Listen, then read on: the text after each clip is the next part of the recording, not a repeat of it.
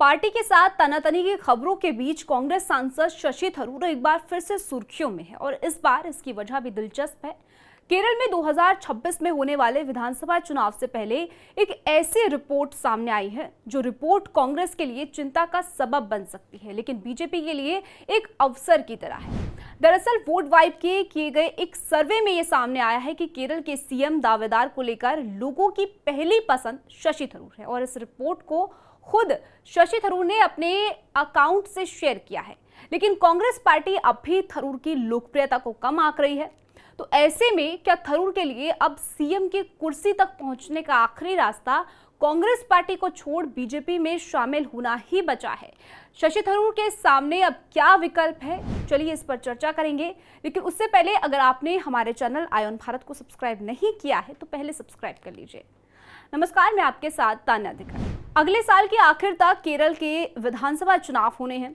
इसी केरल विधानसभा चुनाव से पहले आए एक सर्वे ने सभी को शॉक कर दिया है। खासकर के मुख्यमंत्री पिनाराई विजयन के माथे पर पसीने की लकीर आ गई है। सर्वे में कांग्रेस सांसद शशि थरूर को केरल के मुख्यमंत्री पद के लिए सबसे पसंदीदा उम्मीदवार बताया गया है। वोट वाइब की तरफ से किए गए इस सर्वे को थरूर ने अपने एक्स अकाउंट पर शेयर किया है। सर्वे की माने तो केरल में सत्ता विरोधी लहर चल रही है।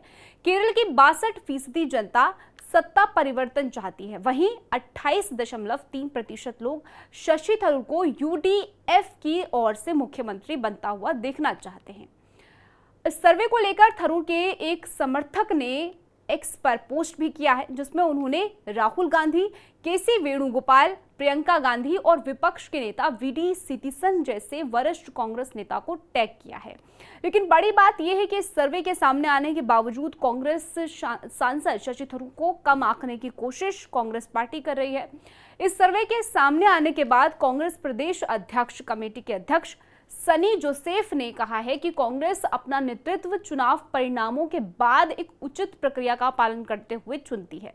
तो अब सवाल ये है कि थरूर के पास क्या विकल्प बचता है? उनका अगला कदम आखिर क्या हो सकता है? क्या थरूर के पास बीजेपी ज्वाइन करने के अलावा और कोई रास्ता नहीं बचा है?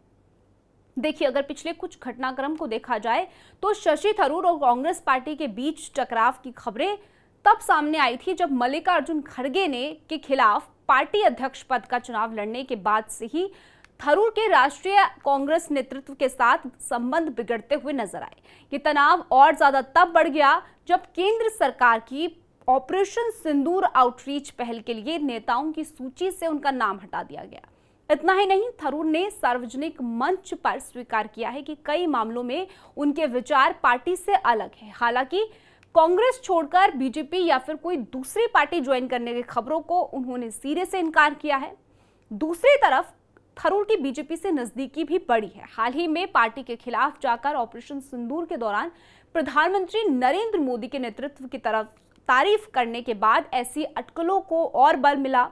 इस बीच थरूर को लेकर इस तरह का सर्वे आना एक बार फिर से थरूर का बीजेपी में शामिल होने की अटकलों को और बढ़ा रहा है, क्योंकि केरल में बीजेपी का कोई मजबूत दावेदार नहीं है जो कि पार्टी के लिए मुख्य चेहरा बन सके, और केरल में बीजेपी उतनी मजबूत स्थिति में भी नहीं है। ऐसे में शशि थरूर जैसा लोकप्रिय चेहरा अगर बीजेपी के साथ आ जाता है तो ये बीजेपी के लिए फायदेमंद हो सकता है। बाकी आपको क्या लगता है? इस पूरी खबर पर आपकी क्या कुछ राय है? कमेंट सेक्शन में जरूर बताइएगा। बाकी देश दुनिया की बड़ी खबरों के लिए आप जुड़े रहिए आयोन भारत के साथ।